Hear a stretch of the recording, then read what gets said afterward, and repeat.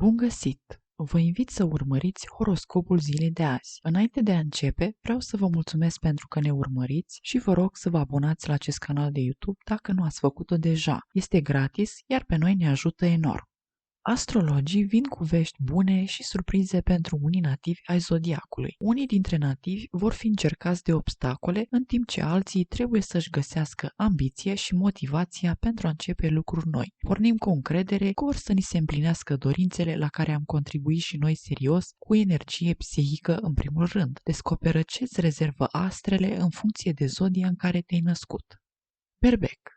Este o zi bună pentru sfera afacerilor, pentru primit bani sau pentru a lua decizii importante la serviciu. Este o zi bună și pentru cumpărături, puteți face achiziții la care ați visat de ceva timp. Atenție totuși la zona alimentației, pentru că poți face excese serioase. Nu te mai gândi mereu la lucrurile care ar putea merge prost. Trebuie să încerci să gândești pozitiv, nu să vezi doar părțile negative. Atmosfera este liniștită, iar asta vă permite să fiți profund sensibili, visători și reflexivi. Ziua de azi marchează un moment de odihnă și regenerare. Inima dumneavoastră este deschisă în timpul acestui tranzit, făcându-vă mai receptivi la emoțiile proprii, precum și la ale altor persoane. Navigați cu ușurință în lumea intuiției, a imaginilor, a simbolurilor și a sentimentelor.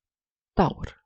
Este o zi în care te afli într-o stare de spirit foarte bună. Veți fi sociabili, șarmanți și vei da dovadă de diplomație în cadrul unor negocieri. Dacă sunteți implicați într-un proces, dacă ai un litigiu cu cineva, s-ar putea să primești vești bune. Veți media sau negocia o împăcare prin găsirea unei soluții pentru gestionarea unui conflict. Te temi de schimbări care vor fi destul de multe în perioada următoare. Concentrează-te pe lucrurile pozitive și nu lăsa orice obstacol să te doboare. Sunteți mai iubitori, mai îngrijitori, mai echilibrați și mai prietenoși. Perioada următoare este potrivită pentru relaxare și distracție, deoarece acum sunteți mai receptivi, populari și interesați să duceți o viață fără griji. În plus, această perioadă este benefică pentru întâlniri, deoarece mulți nativi sunt mai atractivi și mai sinceri în ceea ce privește sentimentele lor.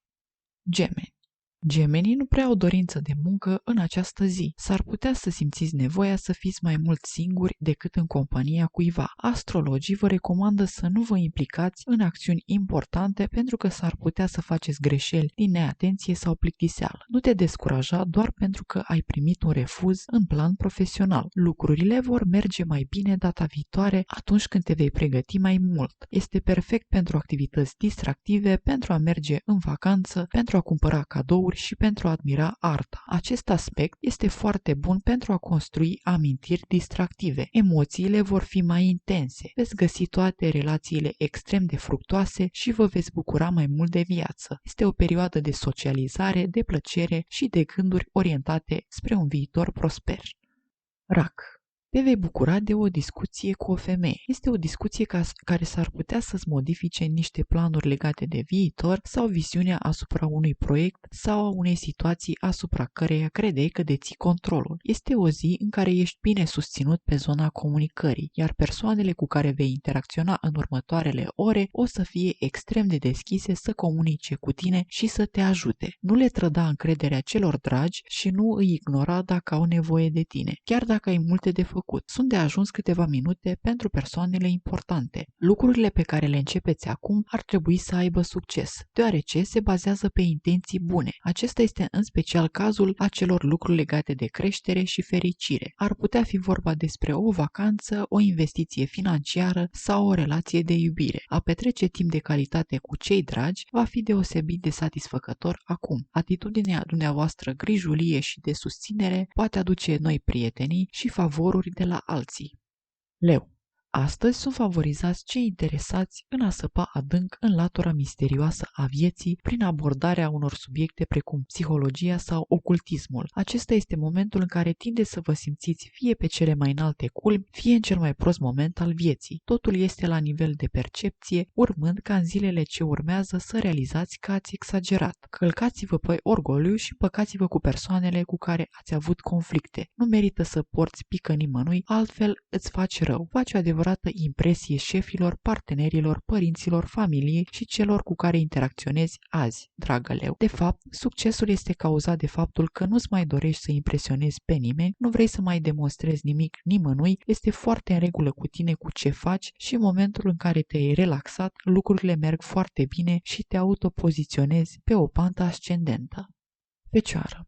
S-ar putea să simți că nu rulezi în filmul în care te afli. S-ar putea să-ți dorești un lucru, dar circumstanțele să te pună în altă ipostază. Ai vrea să te afli într-o vacanță, să te relaxezi și să te simți bine. Toate la timpul lor, dragă fecioară. Încerci să rezolvi anumite probleme pe cont propriu și nu prea te descurci. Nici nu ai suficientă energie. Nu-ți fie teamă să ceri ajutor. Sunt șanse să ți-l ofere cineva. Este posibil ca ziua să fie incomodă când vine vorba de relații. Puteți descoperi că partenerul dumneavoastră este foarte emoțional sau reactiv în acest moment sau că cei apropiați au un comportament oscilant. Încercați să nu dați importanță toanelor de moment pe care ceilalți le afișează. Este mai bine să vă retrageți într-un loc liniștit unde să aveți spațiul și timpul necesar pentru a vă echilibra la nivel energetic.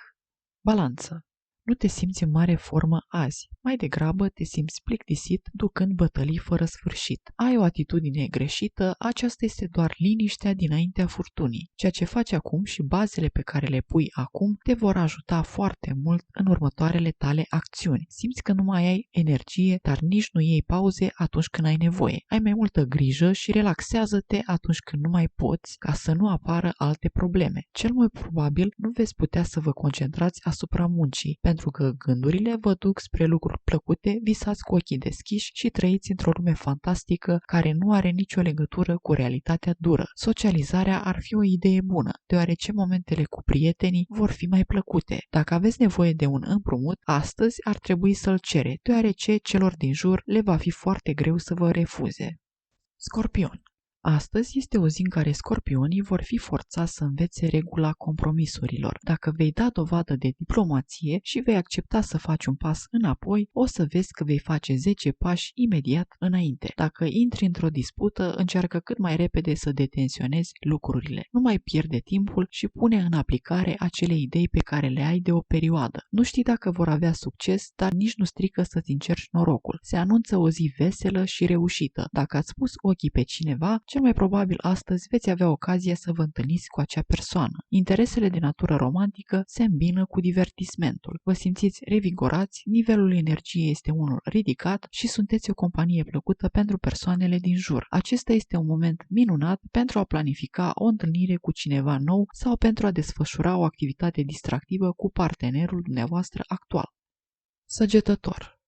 Ziua de azi este norocoasă, fericită și prosperă. Veți avea parte de o ușurare emoțională, în special în ceea ce privește viața dumneavoastră personală. Schimbările în mediul de acasă și afacerile juridice sunt favorizate, în special dacă au legătură cu proprietățile și renovările. Este un moment bun pentru a scrie, preda, învăța și susține teste. Vă puteți bucura de oportunități de a face oricare dintre aceste lucruri acum. Este o zi în care vei fi surprins de cât de deschiși sunt oamenii cu tine. Vei reuși să finalizezi o lucrare, să completezi niște hârtii. Este o zi foarte bună pentru ședințe și negocieri. Vei simți nevoia intensă de a schimba ceva în interiorul tău, drag săgetător, și veți reuși să aduceți un element de noutate în viața voastră. Ai parte de multe obstacole astăzi, însă lucrurile se vor rezolva spre finalul zilei. Nu merită să intri în panică, sunt și zile mai proaste.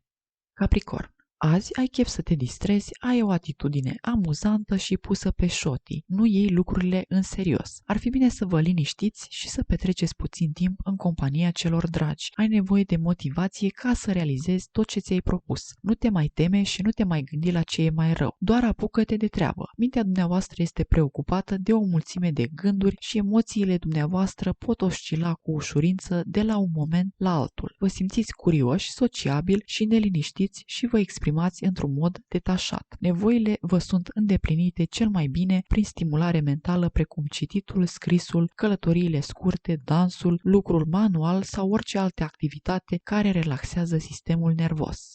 Vărsător.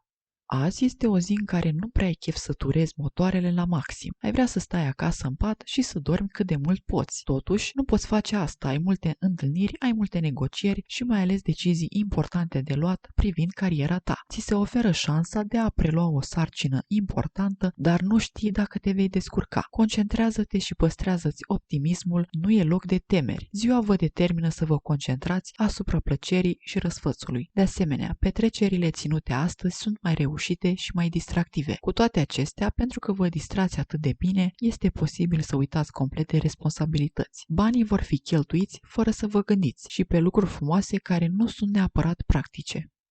Pești.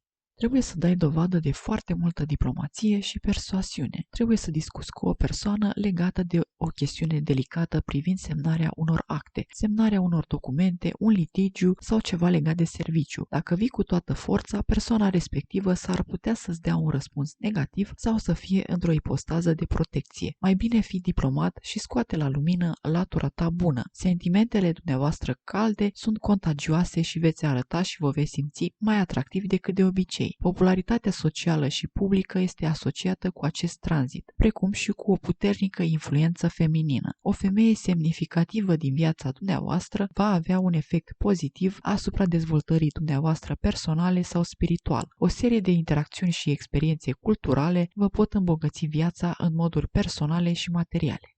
O zi minunată să aveți! Pentru a putea primi horoscopul în fiecare zi, te rugăm să te abonezi la acest canal de YouTube dacă nu ai făcut-o deja. E gratis, iar pe noi ne ajută enorm. Nu uita să ne lași un like sau comentariu. Mulțumim!